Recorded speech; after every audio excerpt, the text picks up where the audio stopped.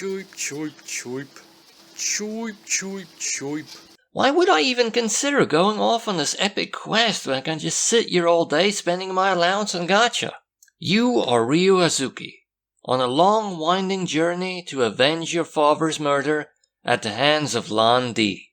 And see, there already we're delving into a pro.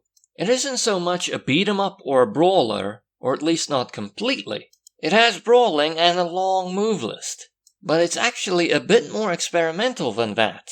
It has a detective element and a focus on doing some pretty mundane tasks.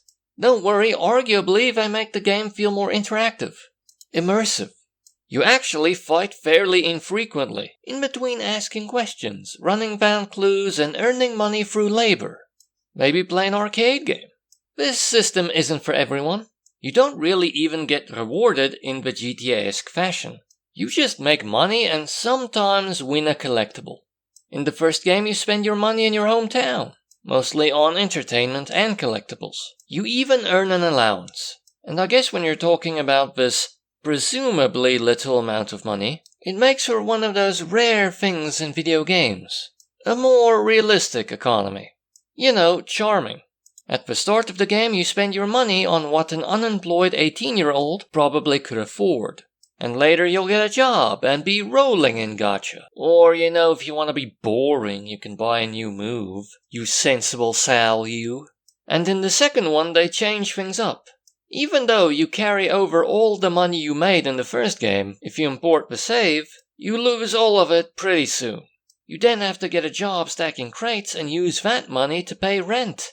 By the way, they made the crate stacking minigame quite complex for, you know, stacking crates.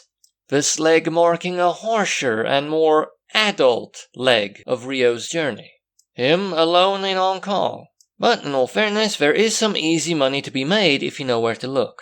For instance, a lucky hit stand with a really easy board. Or if you want to cheat, you can just gamble your own money on high stakes games after you saved, loading if you lose. And fairly quickly you will want for nothing. Apparently there are a lot of these stands in Hong Kong. It's a fairly charming minigame until you stack the deck. After engaging in all these things, you realize, oh, there's a main story here.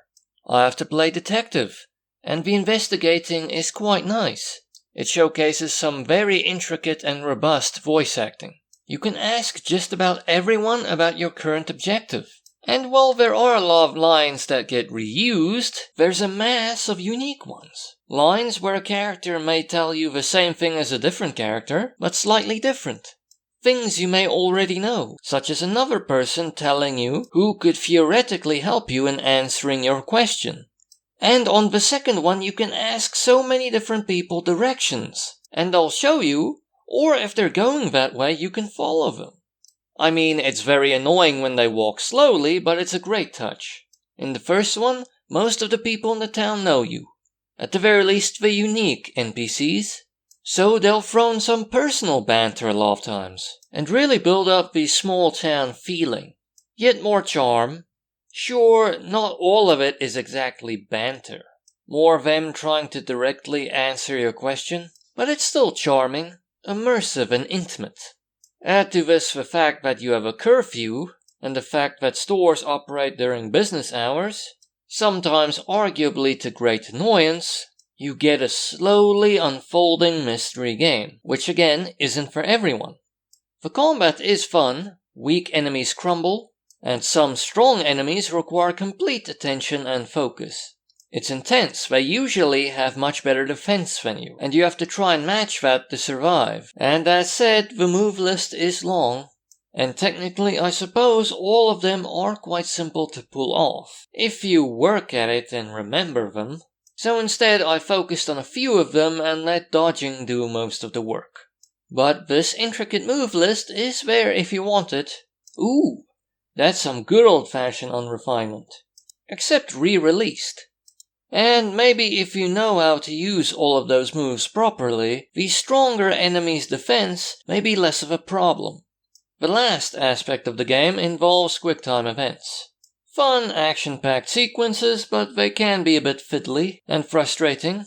But in all fairness, I believe I read in V1001 that Shenmue actually pioneered them. So perhaps it's understandable that they're not the easiest example of them, especially those beams. They're quick and tense, and usually failure restarts them, but you do get a few second chances. And it can be quite annoying to have to restart one of the longer sequences, but hey, maybe I'm just bad at QuickTime events. A bit too fidgety. However, I managed to get the QTE arcade game reward. Was this an actual thing? Whoa. These games have a weird, sweet personality, seemingly caught between being immersive and strangely interactive, and trying to adhere to Sega's arcade roots. Martial arts detective Ryo Hazuki, good Samaritan that turns off the light, figuring out his life path while on a journey of vengeance, making friends along the way. Brilliantly unique, but really I must drive this home, not for everyone, especially the ending of Shenmue II. I know plenty of gamers that do not care about story in a game at all, and would be absolutely livid at the game's dialogue-heavy ending. Even I got annoyed after a while.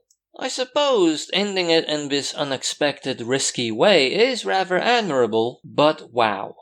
Musically, it's good too. It has a lot of tracks between these two games. Especially in the first one, it feels like after every major turning point, something new starts to play. And usually they add a nice bit of mystery.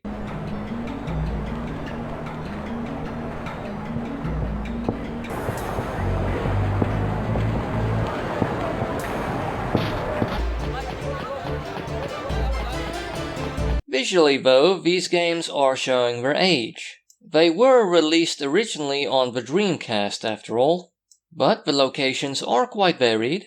Sure, in one, a lot of stuff is grey, but it's well designed, it's a nice small town. Quaint yet grungy, as though it's perpetually beset by rain. And Hong Kong looks completely different. Mostly densely built, with some flourishes that distinguish the different areas. And later they throw Kowloon at you, that looks completely different as well. It's nice and detailed, really detailed, and I truly believe that 2's map is still quite impressive. This living, characterful urban maze. But I suppose technically the story is a bit cliched. A headstrong hero's journey of vengeance learns more from martial arts masters. It even has a theme of not getting lost in revenge. Some forced gooiness, but during one, when you're doing the investigating, getting to know the people, getting to know the town itself, and 2's caring masters, and oddball new friends, it really elevates the story. It feels like an epic journey. It's just technically, if you want to be harsh, cliched. But the way it's presented takes it past that.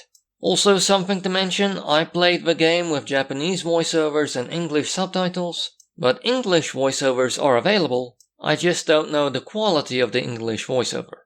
Both games together took me 45 hours to complete, but it's kind of hard to compare this to anything, maybe games like GTA, but as a brawler, it's longer than most. Well, not as long as its progeny, Yakuza, but in all fairness, not many games are.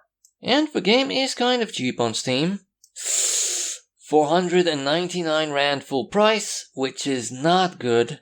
But 124 Rand 75 on sale does take a fair bit of the sting out of it.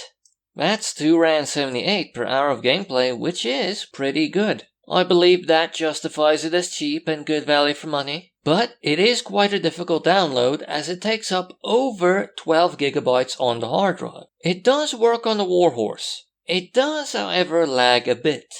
But strangely enough, during the walking segments, when you explore and follow up clues, during the brawl I played during the test, it played fine.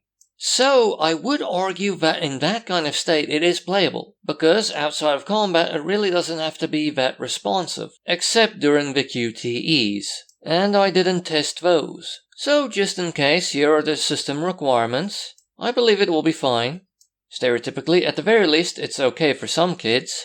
In 2, there's one occasion of a suggestive joke, and in general there are occasions, infrequent occasions, where mild bad language is used. No blood in the violence. In the second one, there was one occasion when one of your friends calls one of the villains a freak, and that villain has a stereotypically flamboyant sense of dress and is stereotypically camp. But that's not necessarily the reason they call them that. I mean, the game takes place in the 80s. That's round about the time that was slang, I believe. Or maybe that's a bit later in the early 90s, I'm not sure. So you make the call, kid-friendly or no. The game has unique, experimental, immersive, brilliant gameplay. But some will find it downright boring. It has a unique, lovely personality. You're a good kid who knows martial arts, plays the detective on a quest for revenge while buying gacha. The game is a great open world to explore, especially in Shenmue II. But arguably there's not that much to do in them, and rather unsatisfactory rewards. It has good mystery-inducing music, a lot of tracks, and it has a ton of voiceover work.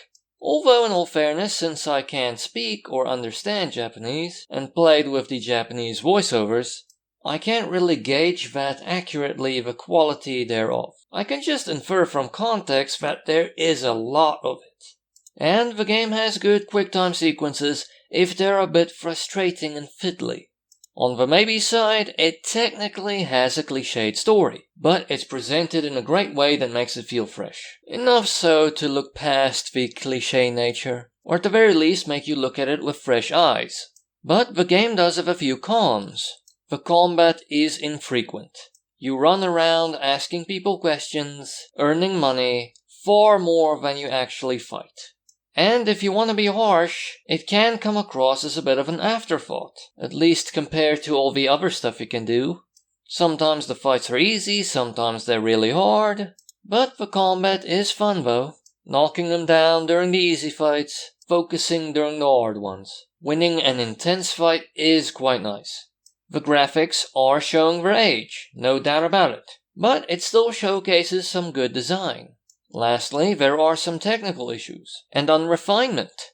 While I played it, I noticed some frame rate drop. Not a big thing, but I noticed it. New move instructions can be a bit hard to figure out too. They really could show you what to press while you're learning the new move. Also, I play with an Xbox controller, and when I tested it at the Warhorse with the keyboard, I noticed a few issues with the keyboard controls. I believe, most notably, in Shenmue II, arm wrestling became impossible, sort of. But maybe it's simply because I wasn't used to it from the start. This game is a unique marvel that, in my opinion, still stands out today. Come on, play it! Enter Sega's fantasy world. A dream world where Sony and Nintendo never existed.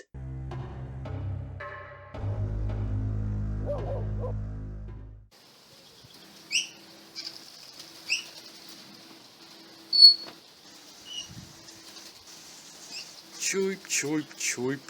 Choip, choip, choip.